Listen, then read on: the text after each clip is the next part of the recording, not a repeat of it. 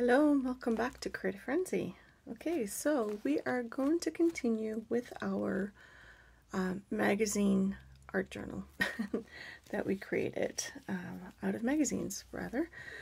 And yeah, this was our first page. Oh, this is tissue paper. I'm just going to set that aside. Hold on. You can get a better look. Alright, so this was the first page that we did in the last video. So I'm going to do the next one. I'm just going to protect the ones underneath so I don't get glue or other things stuck on them. And that way you can see the edges a little bit better too. Okay, so if you like your backgrounds, which this one is actually quite nice and pretty, you know, you can keep it as is and then add to it as you like. But I have this lovely metallic that I wanted to use, tissue paper rather, and I wanted to use that on here. So I cut it pretty much the same size as the full page fold out. So I wanted to make sure that I had a big enough piece so I could do it all in one shot. That's the goal, because I like the pattern, so I wanted to keep it as much in one piece as possible. So again, you know, it all depends on how you want to do it, but it just makes it easier to adhere. And something as simple as just a single pattern, it just makes life much easier for gluing. Alright, remember tissue paper is finicky, so you gotta make sure you lay it down in one shot so you don't get as many creases. Alright, and always glue the substrate first. There's a couple of creases. I'm not overly concerned. I say that, but I still glued the corners down, and I did go a little bit crooked. But you know what? It's okay. This is how we learn in different applications. Alright. So I'm just going to take these away, and I'm going to trim this. Just make sure you trim it gently. So you can also use a ruler. Alright, hold on. Excuse the creaky chair. Try not to budge the camera. I didn't have a ruler down, unfortunately, but I will have one now. So I find this is the simplest way, especially if you don't want to end up cutting your previous pages like this. Makes it a little bit easier to trim. Alright. That way you're not opening up your folds on the edges. Tissue paper does not always tear 100%. Just be careful. Don't be over enthusiastic.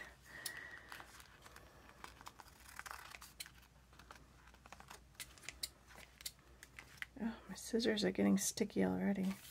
I don't like that. Alright.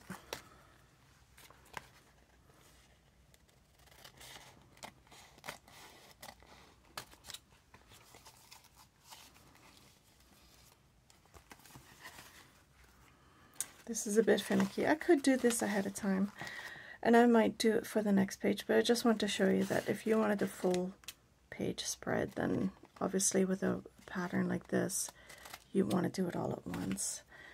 Now I'm trying to show you the realistic way that this is going to work, because I don't want you to think that everything comes easily. You know, sometimes these projects take a little bit of time and effort, which is, you know, fair. That's just the way life is sometimes. Alright, I'm going to trim this a little bit nicer. Again, if you like the rough edges, by all means keep them, because it does add to the booklet later on. It's more of a rougher style, but that's okay. But this pattern is so pretty. I just wanted to showcase it a little bit nicer. Again, it's not 100%. I am not going to worry about it. I could cover it up, but I'm not going to. It's fine the way it is. Alright, so we're going to put these back underneath so that you can actually see what's going on.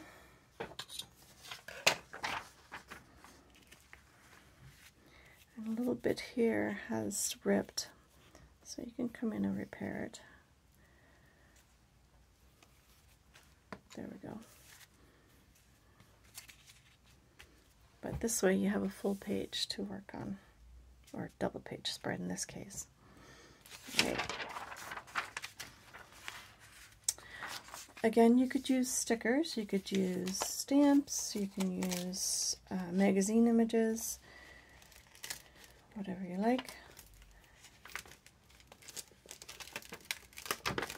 I really do enjoy these Jane Davenport stamps. So I got a bunch of them from AliExpress, and I've been enjoying them immensely.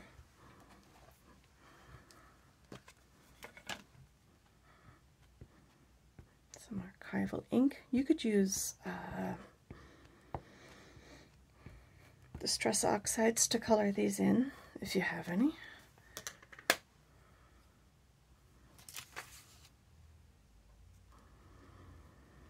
Or you could use pencil crayons, watercolors, whatever you feel like. It is just copy paper I'm stamping this on, so you would have to let it dry completely before adhering it onto your page, rather. Okay. Now, again, you could keep it as is. All right.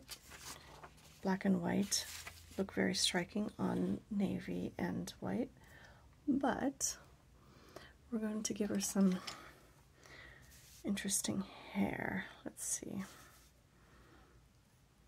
In this case, I'm coloring it ahead of time.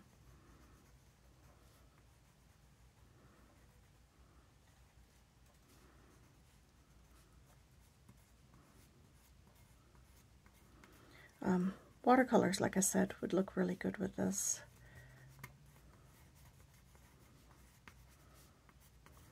You could use markers, you could use acrylic pens, whatever you felt like. Let's see. I'm going to use the trusty old highlighter in this case. Again, you know, it's a fat tip, so you have to sort of be careful.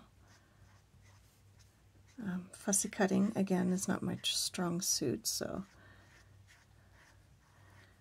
this way you get this watercolor effect without it being overly damp on paper, okay? Which is kind of what I like about it. And highlighter has a nice juiciness to it that it really does look like watercolor.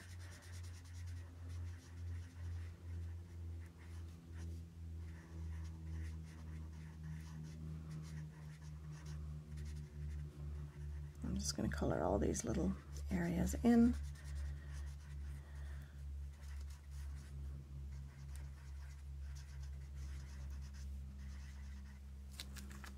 Looks quite pretty.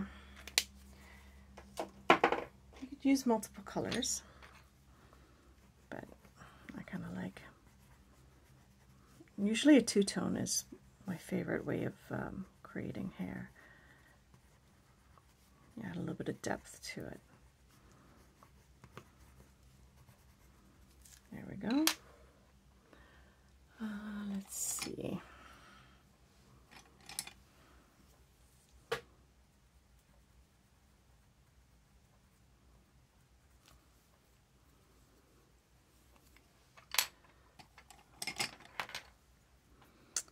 There we go. My pencils need to be sharpened, actually. So the colors are a little bit out there, but that's okay.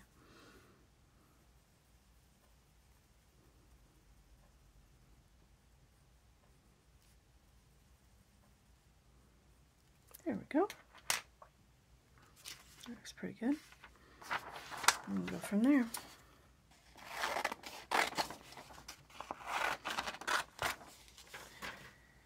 Again, fussy cut. Maybe I need smaller scissors this time. I'll grab these ones.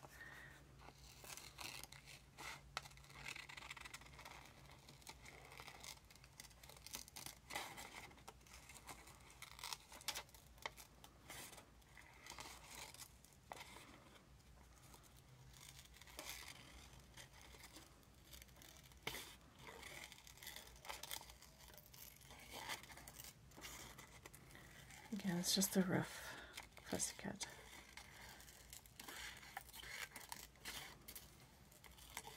And if you didn't like all these little tendrils, you can obviously cut those off if they, you know, annoy the heck out of you when you're trying to cut them. You absolutely could. You don't have to keep it as is.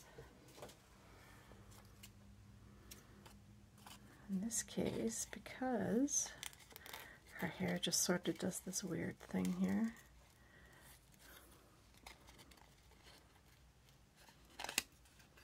I'll try not to cut through.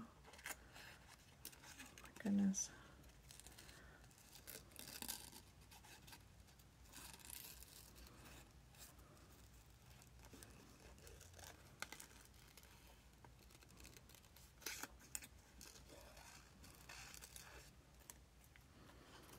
There we go. All right, let's clear the decks. There. All right. Again, we can cut this so that it's a little bit neater looking, and we don't have to keep those stray little bits.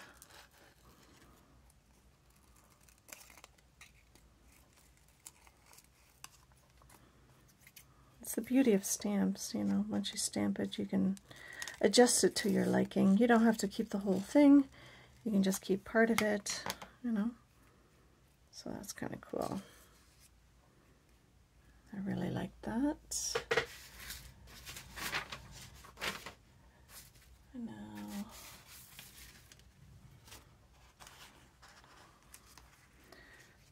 it's quite a nice green. I could give her a body. I tend not to because, well, first of all, I'm not very good at it. So there is that. But, you know, once you start creating, so here we have two different greens and we have a blue. So there's a color story going on here.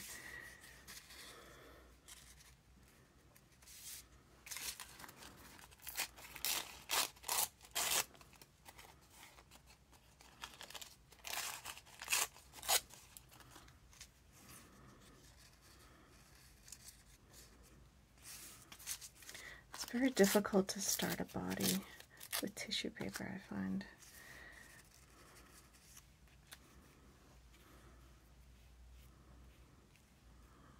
It's not horrible.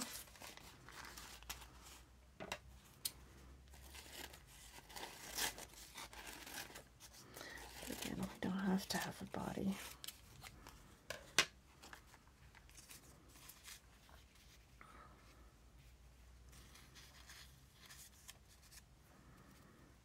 Can be the suggestion of one, but just by colors.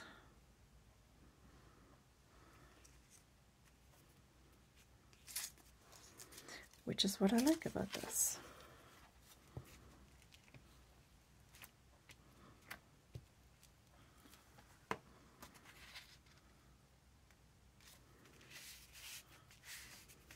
And go over the center, which is fine. It helps to strengthen the spine, remember?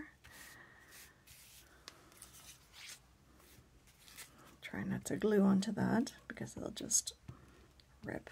That's not going to be nice.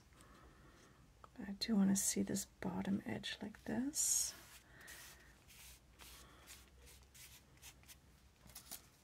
And then I'm going to add this here. So it's the suggestion of a body, but it's not really a body, if that makes any sense. It's okay. I just want the colors to be there.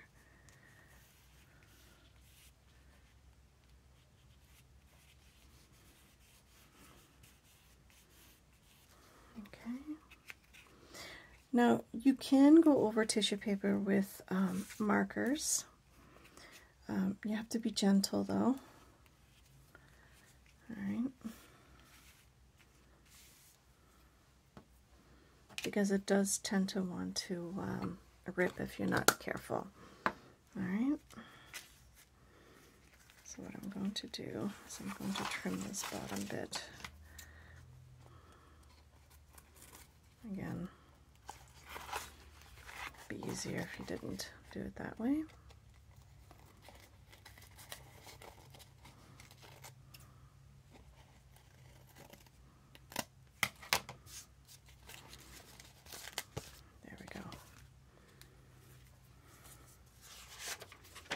So I really love this color combination. It looks really nice. I'm going to keep these here so you can see better. The pink is not too distracting. Okay, so this background is really the main, I don't want to say the main focal point, but it definitely grabs your attention. And then these colors are a little bit softer. So in this case, it's a little bit more of a secondary addition to the page. You can add more to this, obviously, but sometimes the simpler the better.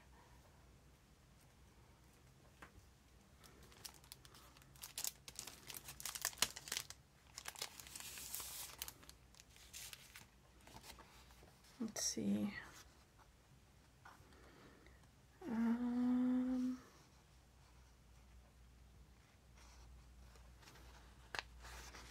Let's see. Come on. Again, this is going to be a simple page, which is okay.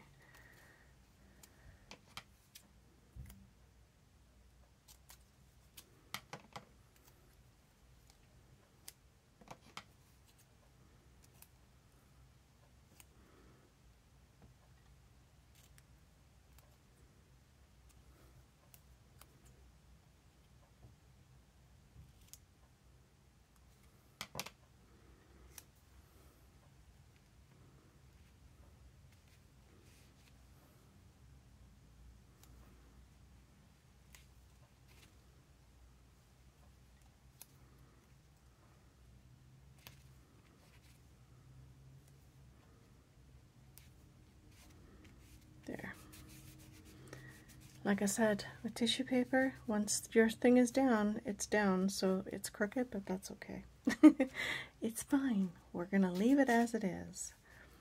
But there we go. A simple page, but it shows you what you can do with a very pretty tissue paper. And this is a metallic, so it has a really pretty sheen. And then if you keep the colors simple, you can have some really interesting background pages. So I hope you enjoyed this one, and I will see you in the next one. Bye, guys.